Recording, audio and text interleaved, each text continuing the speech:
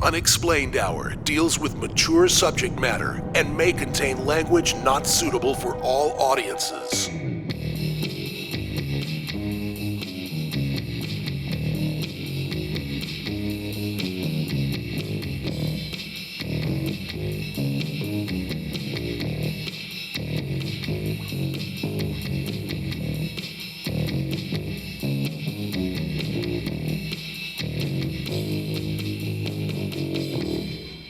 And welcome back, fellow Earthlings, to the Unexplained Hour, all things supernatural, paranormal, and conspiracy theories. I'm Red. That's my mom, Cher. How are we doing, Mom? Red, I'm fine. What the hell is on your head? Well, I told you I was doing outfits for each that's right, your episode themes. kind of thing, right? So I noticed your alma mater. Today I'm Is that Radford right? University. Yeah. But you are not. What Right. is that? So your classic tinfoil hat wearing maniacs that love to discuss the topic that we're going over today. Okay. First of all, can I just say, Sure. this will not be on long for a few reasons. Okay. One, It's idiotic. I'm an idiot. Two, I am now realizing that I can feel the microwaves No, you cannot. cooking my brain. So yeah, we're just I think it has merit, and I think it's clever. Because I kind of But it's for real the funniest thing you've ever done. I camera. literally just went into the kitchen in here. I and really was like, enjoyed do you guys that. have tinfoil? Yeah. That's But no, it's a great segue into our today's topic. You know, the idea from that originally was, I think the people that wore the hats were assuming that they could use it as an antenna, Right. to pull information from elsewhere. Okay. The elsewhere Being aliens. unexplained. Aliens. Aliens. Yes. Okay. Alien life forms, extraterrestrial. Extra special. Now, I would just like it to be made painfully Crystal clear. from the beginning that you do not believe in this. I don't. Whatsoever. Nope. And I know that alienates. See what I did there? Look at you. Half of our Which is fine. listenership. And you know what? It's And good. I'm sorry. It's good to disagree. Yes, good to it's disagree. healthy. It is. Healthy discourse. It is. So now we will get this from two completely different sides. Right. I would like you to start. Okay, you do want me to I would start. like you to start, 'cause mostly because I would love to hear. So some I'm of going to tell your you two stories. that I am very research driven. I love Very to much read. I so. like to read. I like to follow it up with reading somewhere Yes. else. This one was so hard because I just don't believe it. I don't buy it. It was That's fine. It to me was anyway. I'm going to talk to you about Betty and Barney Hill.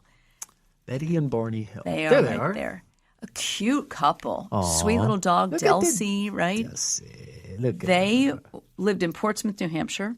Barney worked for the Postal Service, and Betty was a social worker. They look delightful. Don't they Okay. look nice? They do. They look like nice a nice people. little, They were nice active little in their family. church. They were active in the NAACP. Mm-hmm.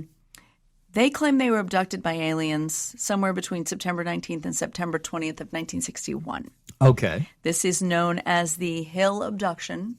Okay. Later, it was known as the Zeta Reticuli because of something that Betty reveals later. I know that. There was a book. There was a movie. Yes. There always is. Yes. The book was called The Uninterrupted Journey.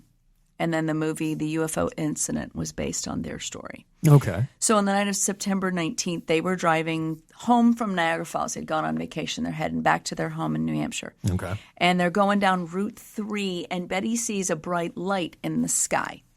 And she thought it was somewhere between the moon and Jupiter. So she's moving to the west, Okay. away from the moon. Okay. She thought at first it was a falling star, but then later she said, well, it's moving upwards. And so they don't go upwards. And it started to move erratically. It got bigger. It got brighter. So she asks Barney to pull over. She wants to get a closer look at it. Yes. Now, I didn't find it in this research, but in previous research I'd done on this, her sister, whose name does not appear in today's paper, her sister was also of the belief that UFO alien. Yes.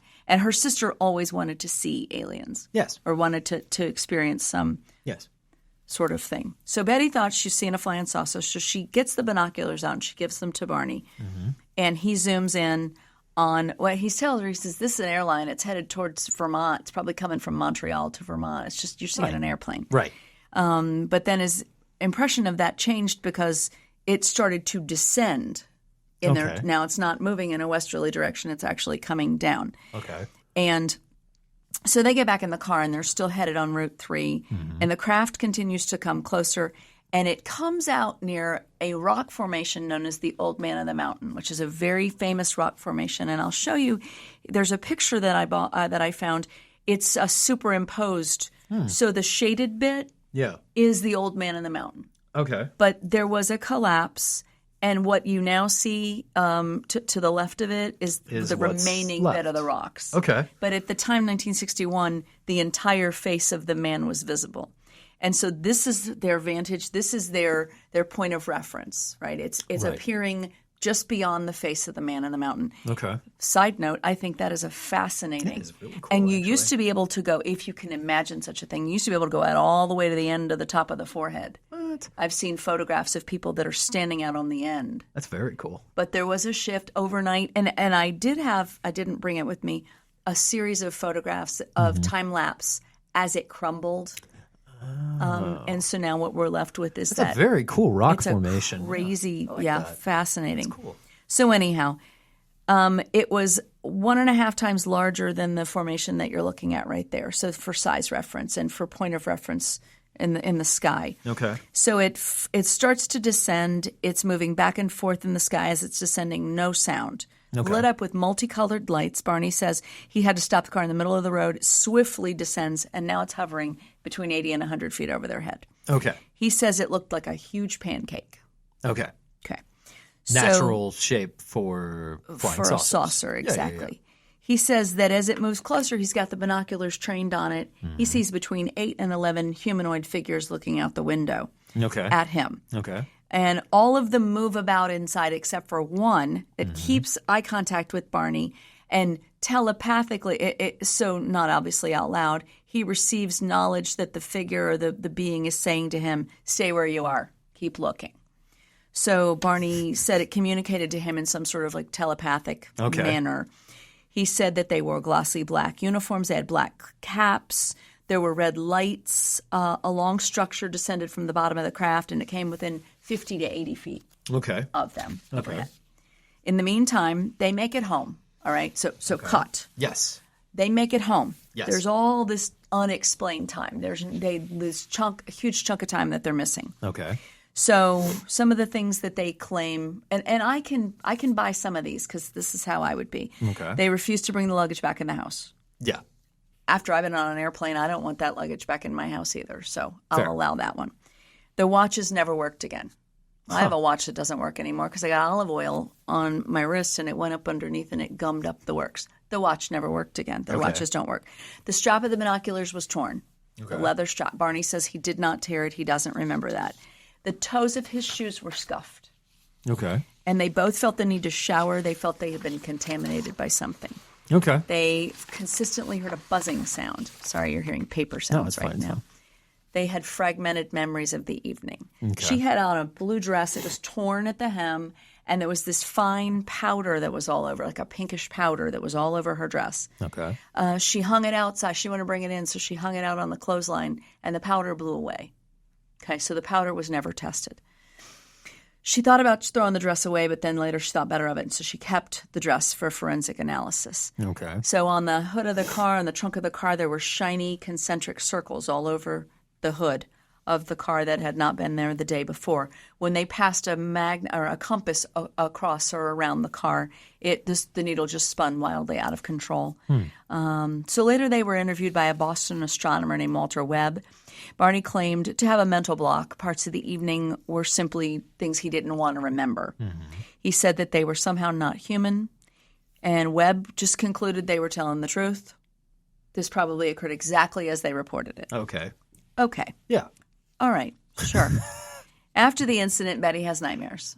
Okay. She never discussed them with Barney. Yeah. She just said that she was having nightmares. She had nightmares. They never talked about them. Okay. So clearly these people have been traumatized. I Right. will give them that. They went through something. By something. Yes. Right. Okay. Yes. So during her waking hours, it was all she could talk about. It was all she could think about. Barney wasn't terribly concerned about her nightmares. They dropped it. Okay. Okay. I'm really, I no disrespect to these people. They seem lovely. Yes. They obviously went through something. I'm having a hard time with it. So she starts to write down her dreams. Now I'm going to read to you Okay. from Wikipedia, one of the most reliable sources Absolutely. in the world. Yes. Okay.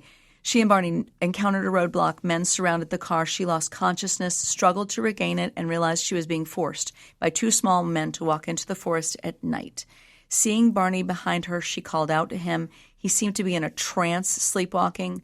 These figures stood 5'4", matching blue uniforms with caps similar to military cadets, nearly human with black hair, dark eyes, prominent noses, and bluish lips, skin of a grayish color. She and Barney were taken back to the car, and the leader suggested they wait, watch the car depart, and then they resumed their trip home. That's what she remembers. Okay. All right. So the length of this trip was 178 miles. Should have taken them 4 hours. Okay. Took them over 7. Damn. This is a phenomenon known as missing time. Yes. They remembered nothing between Route 3 and Ashland. I'm assuming Ashland is in Vermont, but I could be wrong. Okay. They said they saw a fiery orb on the ground, which they both believed to have been the moon. Okay. But then they were told later, no, the moon set hours ago. So I can imagine that they thought the moon was coming down and meeting with the horizon. Okay. A large, well, you've seen the moon. You've seen the sun. I don't know. You've seen the moon. You know, you've heard about the What moon, it right? looks like, yeah. Okay. So finally, Barney is convinced to be hypnotized. He was apprehensive at first. Betty wanted it because she thought it was going to help. Okay. So in November of 1962, they meet Captain Ben Sweat of the U.S. Air Force. Yes. They told him all about what happened. He said he was interested in this missing time, and he would ask for them to be hypnotized. He said he wasn't going to do it for them, but he would find someone to do it, and for them to beware of amateur hypnotists. So that's where I think was something planted in the memory. Anyway, Barney remembers tearing the binocular strap when he ran. He remembers driving away. Something forced him off the road. There were 6 men in the road, which is what she says. The car stalled. People approached them. The eyes. This is a direct quote from his hypnotism session. He says, quote, "Oh, those eyes, they're in my brain. I was told to close my eyes because I saw 2 eyes coming close to mine. It felt like the eyes pushed into my eyes. All I see are these eyes. I'm not even afraid. They're not connected to a body. They're just there. They're up close to me, pressing against me." So during her hypnosis, she revealed that she spoke to them in English, but they did not respond. In his hypnosis, he says they spoke a different language. Okay. He didn't understand the language. Okay. Later, it was termed thought transference, although he didn't use the word telepathy. I ended my research there because it just... You're like... They had a huge cult following, and they still do. Yeah. And she would go out and speak on these circuits. You know, you got Comic-Con and you got all these different... Right. She would go out on the UFO con circuit. She called the godmother of... What is she called? UFO. I don't remember. Yeah, probably ufology. Okay. She is well respected in the community, well revered. So if I've alienated, pardon that pun there. If I offended anyone, I truly apologize. There are believers and there are non-believers. Yeah. I don't find anything credible in their story. That's fine. Do I think they set out to dupe the American? No, I do not. No. Do I think they had some kind of crazy? Obviously, they lost multiple hours in their trip back. Yeah. Yeah, I do. They're traumatized. He had marks on him. I think his under regions were disturbed. I think he had a rash. I don't know. I didn't go into too much depth. I remember the last time you and I talked about this, I did more of a deep dive into it. I just don't find it to be credible. I just don't believe it. And that's just a me. That's a personal. I stand alone in that. I'm not asking anybody you don't stand alone. to go with me on it. There are many, many, many, many people out there that don't believe that aliens exist. I don't. Well, not just. I don't. If they come here, Could they not fix a few things? Obviously, they're smarter than we are. Do they not see what we've got going on? And could they not say, what you really ought to do with that right there? Right. You need to stop with the carbon fuels. Perhaps you should try this. Why don't you stop with the, the genocide? I got a solution. But they just show up, they look around, they take a handful, and they leave. Why? That doesn't I don't buy any of that. Now, I have been told it's very, arrogant of me to think we're the only. I'm just living my life, doing my thing. I don't know about arrogant. I don't think I'm arrogant. I just don't. No. Is there something out there that is carbon-based with intelligent? I don't think so. But is there some sort of life on other? Sure, I'm sure there's some sort of bacterial, paramecium, viral. Yeah. Probably. Okay. Yeah. But I'm not willing to go as far as to say they hopped in a shiny aluminum pancake and came and probed and put pink dust. I don't. So I will say I appreciate the olive branch. It's the best I can do. Yes. No. And you're right. Yeah. Yes. You're right in that. So I would like to kind of say where I'm at. Yeah. The hat. So, yeah. Why don't you try it on? I can, I suppose. Give it a shot. Yeah. There you go. I got my headphones on. I don't Pretty know. good. Do I Yeah. look- No, it looks do I great. look- Is it me? It's not me. No, because I'm not a tin No, foil it looks hatter. great. It looks wonderful. No. So I will say this, that do I believe that life exists on other planets? Absolutely. Okay. I 100% till the day I die. I'm a soft maybe. Yeah. Okay. I believe that there is life. Okay. Do I think it's complex life? Yeah. Okay. Do I think it's intelligent life? Probably. Okay. Yeah. More than likely. Yeah. All right. Do I They go by Earth. What is it? when the aliens go by Earth, they lock their doors. Yeah. Do I think they've been here? Yes. Do I think they've been here recently? No. Okay. All right. I will. So this Did is we my. scare them away? I think so. So here's my thing.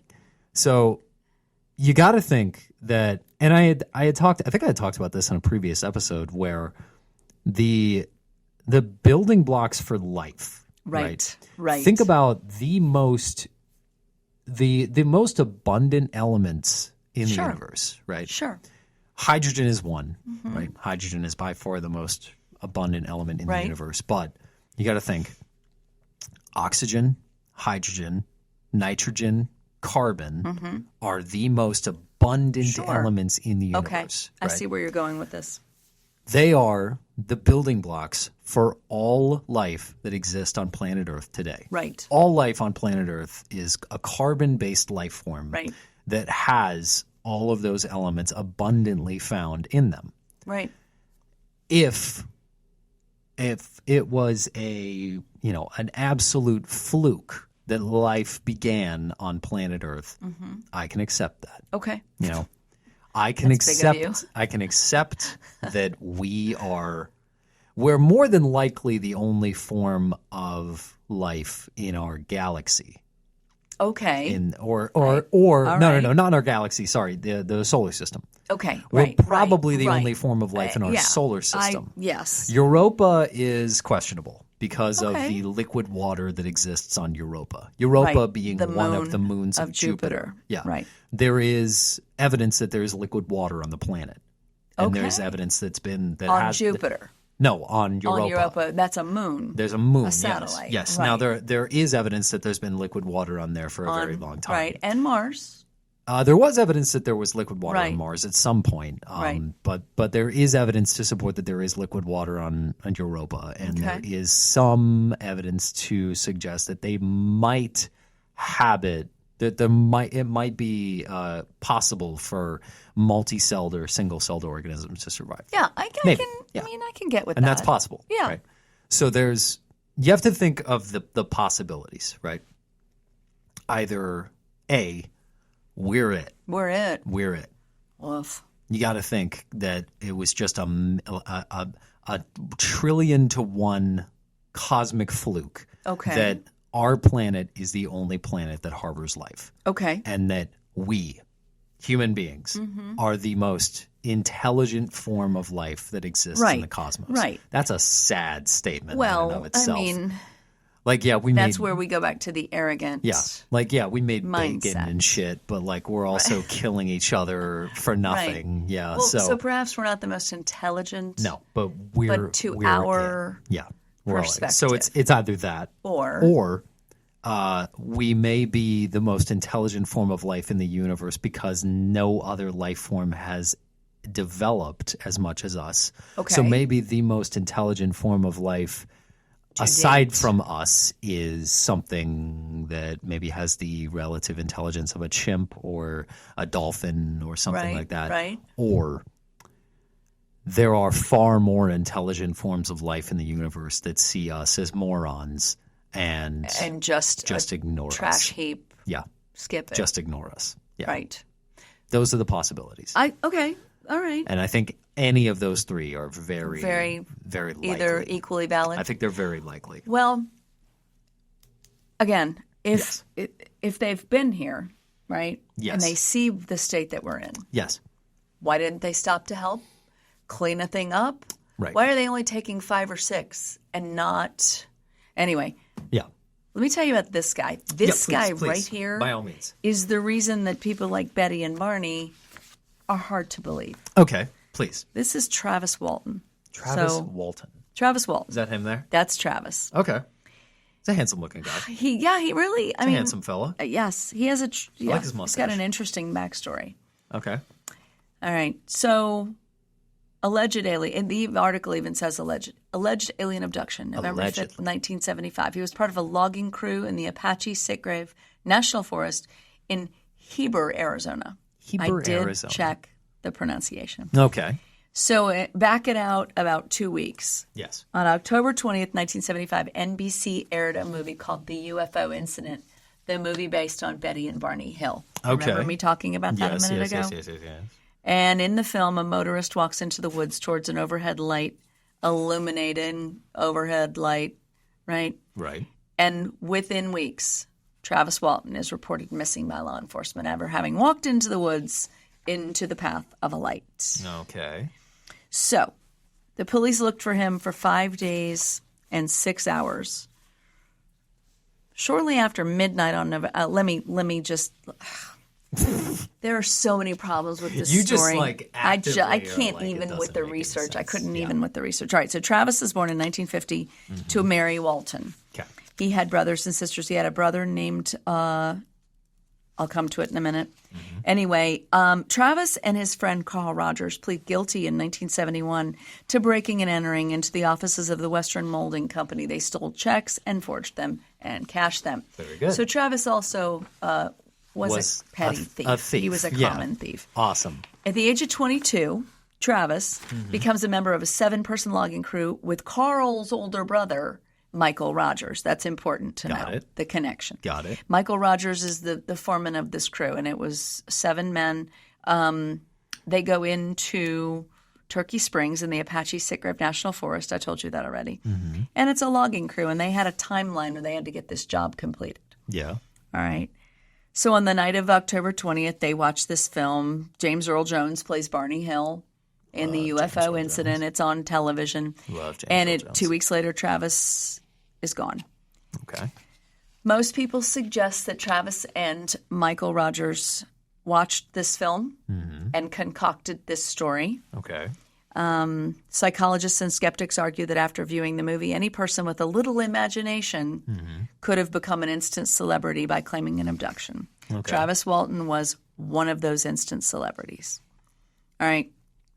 So a researcher named Philip Klass says that shortly before Travis's disappearance, he told his mother not to worry if he were ever abducted by aliens because he would return safe and sound. November 5th, 1975, the logging crew chief Michael Rogers reports Travis missing to the Navajo County Sheriff.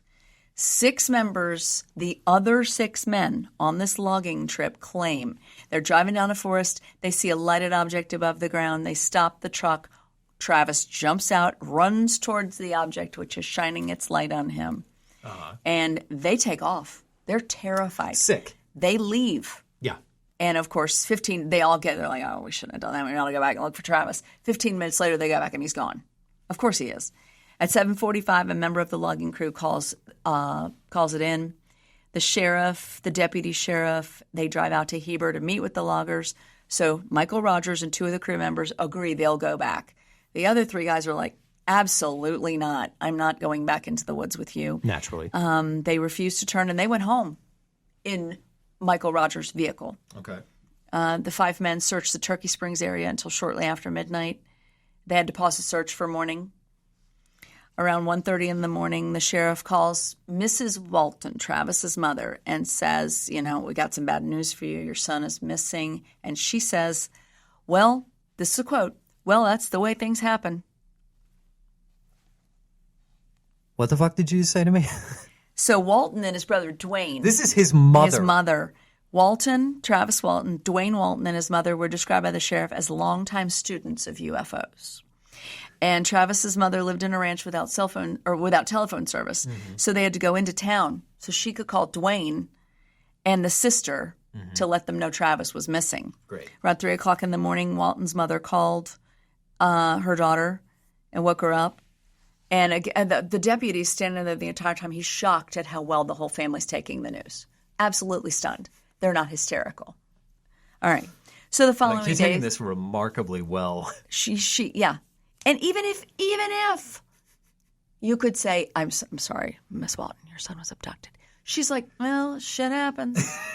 This is what I say gonna happen. It's like classic. Nobody is concerned. Gag. Nobody's concerned. Yeah. So they search. 50 people go out to the Turkey Springs area. They fail to find Travis. And the mother says, this is also a direct quote, I don't think there's any use looking any further. He's not around here. I don't think he's on this earth. Ma'am? So the sheriff's like, lady, listen, we got to find Lady. We're going to continue to look for your son. Yeah. Rogers and Walton complain in person about the discontinued search, and so Sheriff Gillespie reassembles another party. Now they're out with a helicopter. So November 8th, a UFO group out of Phoenix records a 65-minute interview with Mike Rogers and Travis's brother, Dwayne. During that interview, neither one of them expressed fear or concern for Travis. They expressed confidence that he would be returned. Yeah, if you cooked this up, you know damn well he'll be back. So during the interview, they discussed the logging contract. Remember I told you they had a set amount of time they had to get this done? We were seriously behind schedule, and in fact, Monday's the time. We haven't done anything since Wednesday because of this thing. It's not going to get done. I hope they take it into account.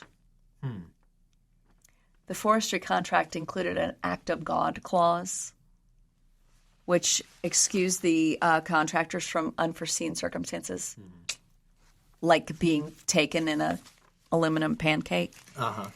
So during the interview, Dwayne says, yeah, my mom, my brother were UFO fanatics. We've also always discussed what would we do if we saw a UFO.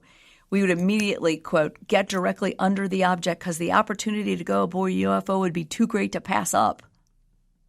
Dwayne also insisted that Travis was not even missing. He knows where he's at, and I know where he's at. Okay, so now it's Where the 9th. then? Right. Yeah. It's the 9th.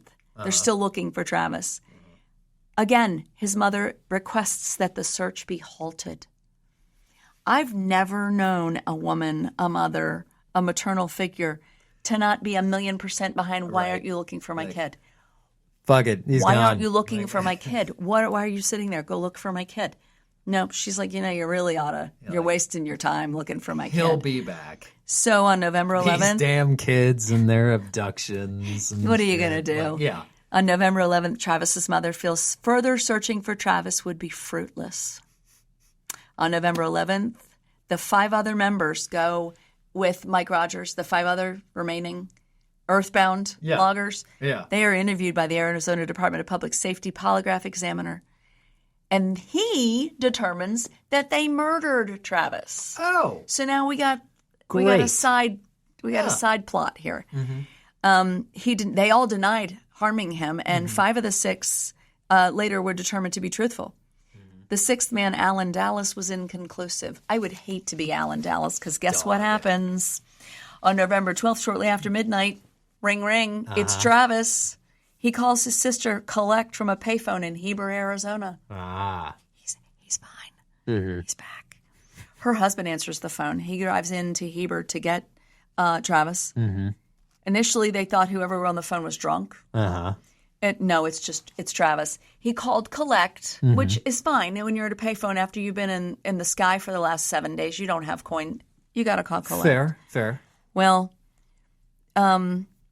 they send the family out. They send the deputy out to the family to let them know. My mom's like, I told you. What did I tell you? What did I tell you? Initially, Travis didn't want medical attention. Okay. But they insisted. Yes.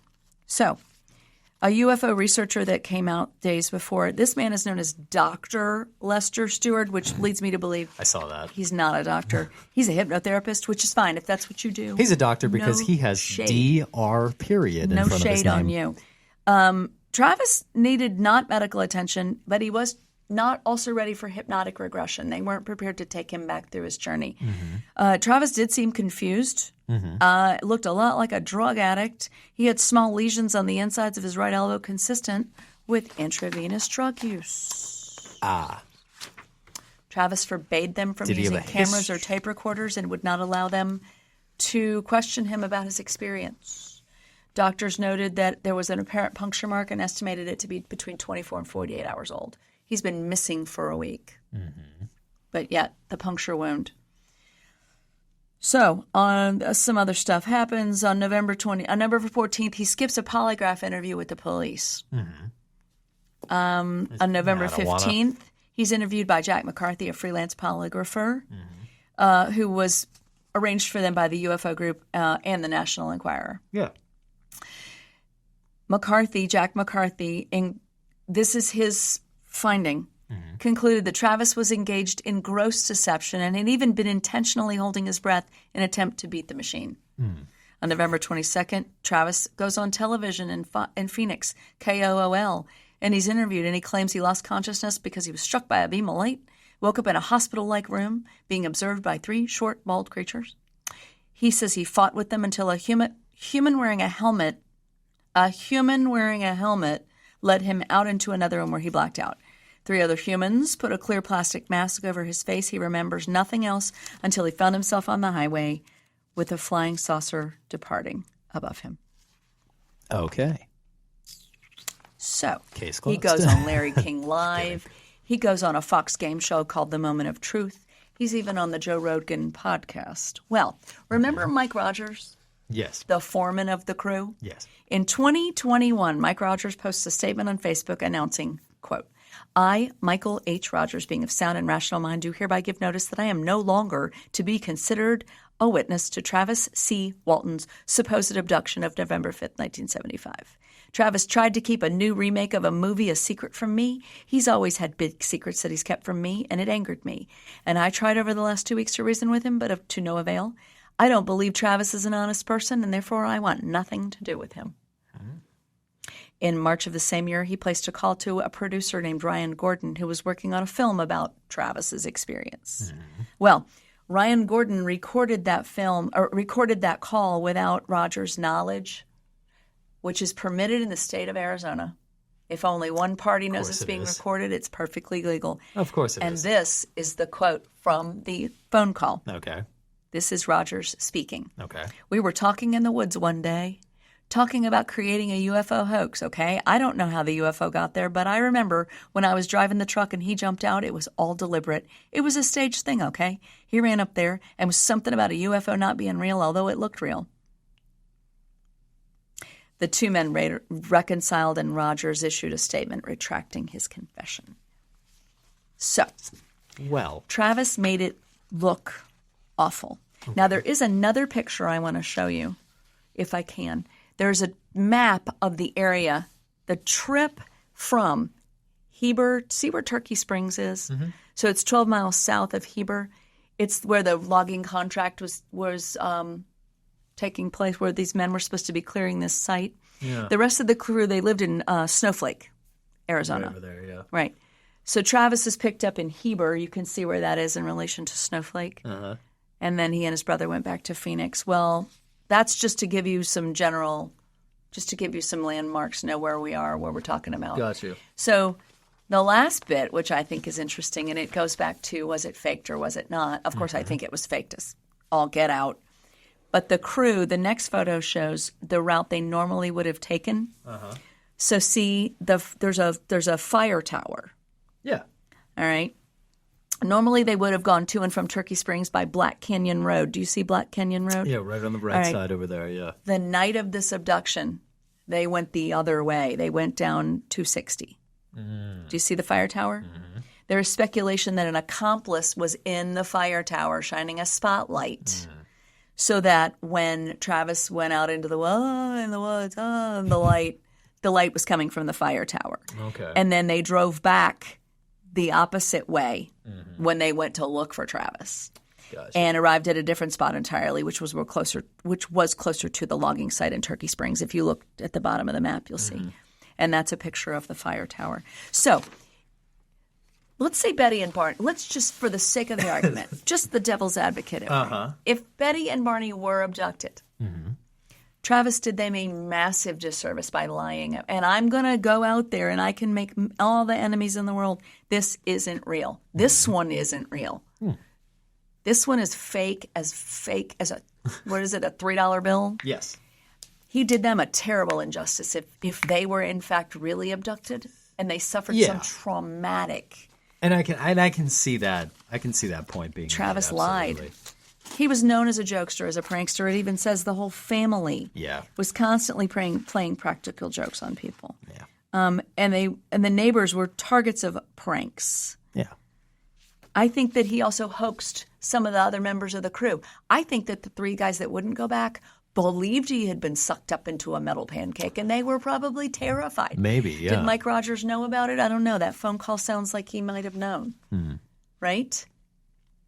And I think the other three were legitimately terrified that, yes. Oh, yeah. That he had Those been guys abducted. probably were, yeah. Yeah. So that's – and you know what? If it's real, the joke's on me. And God forbid I get sucked up into a metal pancake and I get probed. What to do? What am I going to do? I'll be laying there thinking, shit, I should have. He was right. Stop making fun of the people. Yeah. I don't buy it. No. I'm sorry, I don't buy it. No, I'm not. I don't. Belittling you it's for, bad. for thinking it's that bad it's to not come out in true. the public and say, no, that's fine. A popularly held opinion I don't buy. No, and I'll tell you this. So when I said earlier that I think they've been here, I don't think that they've been here within the last few centuries. Okay, all right. So I'll put it like this, right? Where do you see the most stuff about alien interactions with people? Like in terms of a time frame, when do you see that? Well, for my own research, yeah. This particular era, the 50s, the 60s, the 70s. The height after what event? Oh, right. World War II? Korea? Roswell. Is that what you're talking about? Roswell. See, I don't even think about Roswell. Really led to all of this major stuff with that is what a crafts disbeliever and I am. like I never that. even think about Roswell. Right. So, Area 50. Area 51. Right.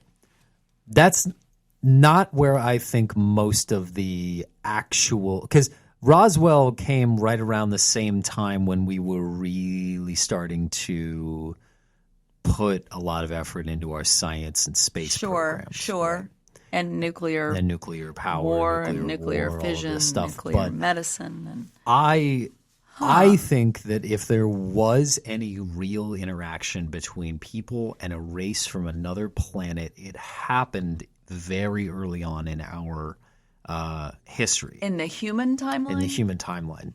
Okay. Specifically. I know exactly what you're getting ready to say. Incan, Aztec, Mayan, Sumerian, possibly Egyptian. You think in the pyramids? I don't think that they helped them build the pyramids, but I think that they built the pyramids for them. For a reason? I think they built the pyramids for them. You do? Yes. Okay. So I point you to this, right? There are a few pieces of maybe circumstantial, but evidence that I see nonetheless that could support that a civilization of advanced humanoid beings did visit us at one point in our early life on this planet. I would say for a couple of reasons. One, the Nazca lines. Have you ever heard of these before? The Nazca lines are a series of pictographs that are etched into the ground in Peru that are only visible from the air. Yes, I do know They these. depict birds, ants, people, all kinds of shit, right? Right. But they're only visible from the sky. Sure. Long before flight was ever. the airplane. Now, yes, could they have been drawn for storytelling purposes? Storytelling purposes for the gods. Yeah. Possibly. Yeah. But the amount of ingenuity that takes and the amount of precise line work that it would take for somebody to do that couldn't have gotten up that high. Right. Pretty impressive. All right. Right? So I present that to you.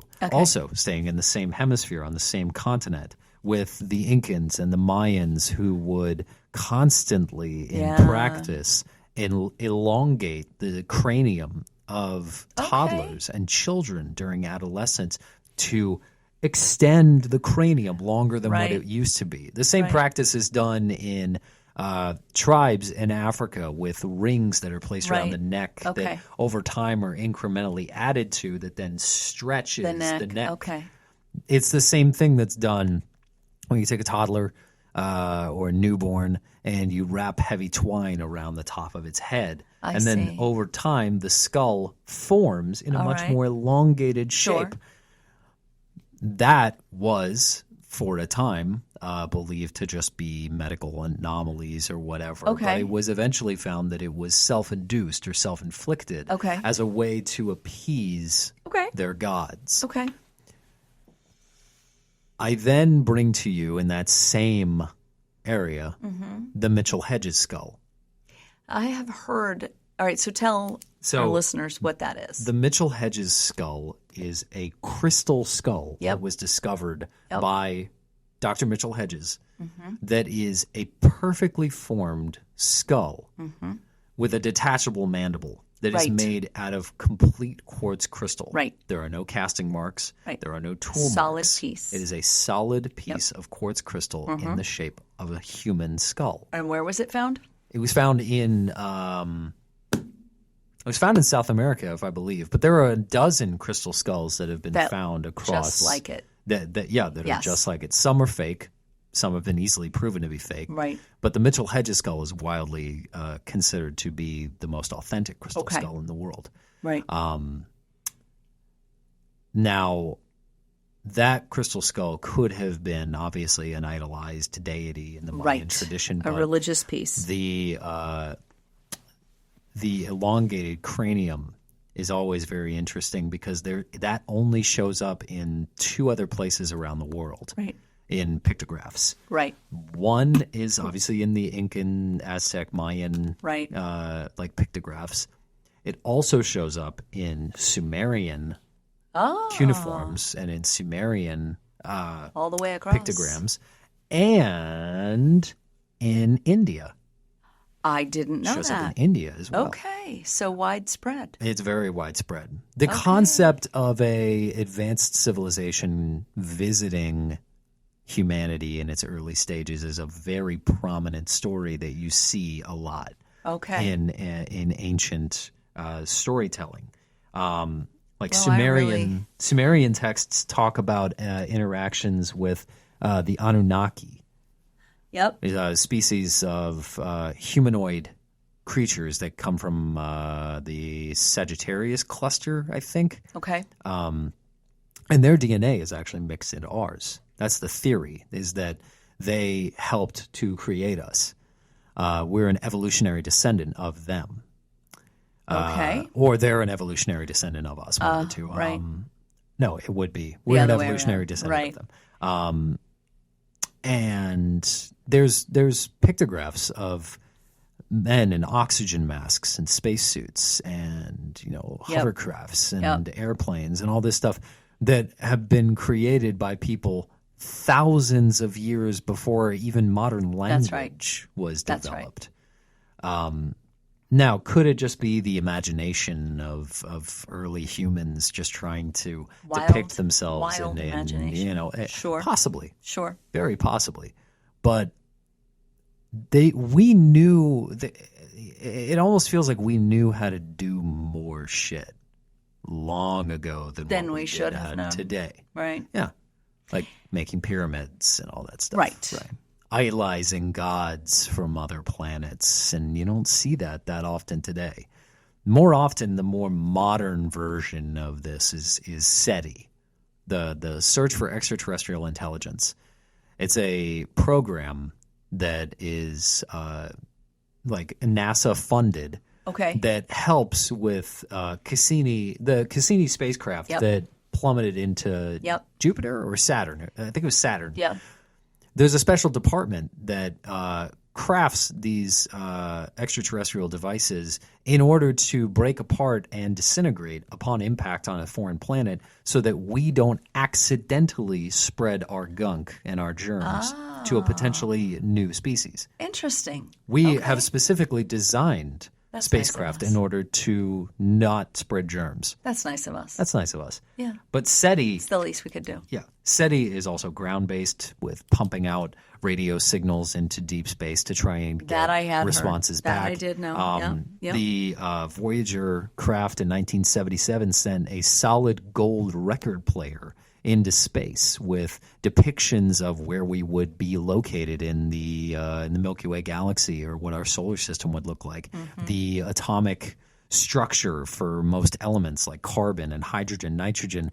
There's pictures of what human beings look like very rudimentary pictures of what fauna and flora look like on our planet. Right. There's also sounds on the record player, the recordings of famous music. I think Bon Jovi is out there.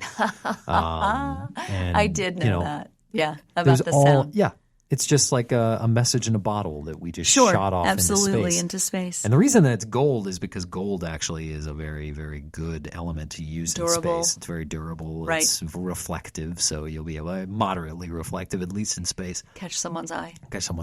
Right. Yeah. So we have already sent ourselves made an effort off into the universe to make contact. I forgot to Nobody tell sent you anything back yet. When you mentioned the solar systems and stars. Yeah. One of the reasons why it's called the Zeta Reticuli incident is from the name of the map that Betty drew. She drew the Zeta Reticuli. Yeah. From memory. Yeah. Which is pretty incredible. That she, Yeah. So as you were mentioning the mapping and the stars and Milky Way, I forgot that I wanted to. I was remiss, probably because I was so fed up with the foolishness. Well, I will also say this too, that the I don't think that they've been here recently. In the past 100 years? Maybe not. Now, going in a complete, let me turn it around and let me present the believer's side. Sure. Let me just do that for a second. It would, if they came, and there would be, there's so many unexplained and missing and odd occurrences and things. Mm-hmm. People see lights in the sky and people hear, we talked once, you and I, off about a town where there's a sound, just this persistent sound that went on for, I don't remember where this town was. A week or something. And then it stopped. Yeah, no one ever heard it again. And it was just isolated to that one town. Maybe that's them. Maybe. For the people who just evaporate without a trace, no crime scene left behind. They're just gone. Mm-hmm. Maybe that's where they went. Yes. Yeah. Unexplained things like rock formations that look like an old man. Maybe that was some lookout, or maybe maybe he's a fossilized sentry who. I guess. Maybe. I don't know. Maybe. Also, I don't believe it, so I had trouble with that just now. I know. I had a really hard time. Will. If they're here, and I'm sorry, and no disrespect, if you're on your way back, welcome. Do you think that you don't? When I was a kid, this wasn't something. So I was more into, detectives and spooky. Alfred Hitchcock, Edgar Allan Poe, Nancy Drew. I was more, that was what I listened to. Ghost stories, scary, spooky. There was, and I didn't grow up with brothers, so there was no interest in military history or political history or typical boy topics. Science fiction. It wasn't something at my growing up that we did, that we focused on. And so maybe it's a lack of just exposure as a child to maybe that. But then as I got older, and I just didn't buy it. Right. I like, don't believe it. Do you not put much stock in it because it just doesn't seem like it makes sense? Well, you also have to prove it to me. You got to show me something. I got to see it. Right. I don't have. They haven't been back. For one thing, they didn't leave a note. Sorry, we missed you. Right. And if you meet one or two or three people. You don't meet a whole entire town who's like, holy crap, listen to this. And everybody, to a man, can tell you the same story. Yes, we all saw it. We were all standing right there. Yeah. There's no, I need to see facts. I need to see evidence of it. And I don't like that a lot of things. You got to prove it to me. And maybe it's like what you said, right? Maybe they just showed up. Like maybe they just showed up. They said, this is not what we're looking for. There is no intelligent life here and left. Maybe that's what it is. They don't have what we need. Maybe they came here in our early stages of humanity, gave us the tools that we needed to help. What they needed. Took whatever they needed, did their research, and they left. Maybe so. Maybe they gave us everything that we needed, and we still goofed it up. Yep. And they were like, listen, we told you, and you didn't listen. Or possibly, because you got to think, from a human perspective, maybe not from, because obviously we can't assume that they think the same way we do. Sure. But if you look at human history, what are the major reasons for exploration? Oh, sure. You got to think of... It's gold, God, and glory. Right. Those are the three. You can break those down in, like, let's say God. You explore for a deity. Yeah. Or you explore to spread a religion. Or to, possibly to do this for a king or a monarch or a nationalist viewpoint. Right. There's that. There's survival. Right. You go somewhere else because you have no resources. You need to go there so that you can better your life in some way. Take something back to your tribe. Right. Right. Or you explore for riches. That's right. To get my name in the history explore for riches. Books. Yep. There's another category that is not really often talked about, but it's still prevalent, is exploration for the sake of exploration. Okay. Yeah. Exploration simply because, I've been living in this cave for a long time. I wonder, what's on the other side of that mountain? I got everything that I need right here, but what if there's way cooler shit on the other side of that mountain? We ought to go look. What do you know? Okay, let's that's find out. Good. That's Why not? True. And then go there.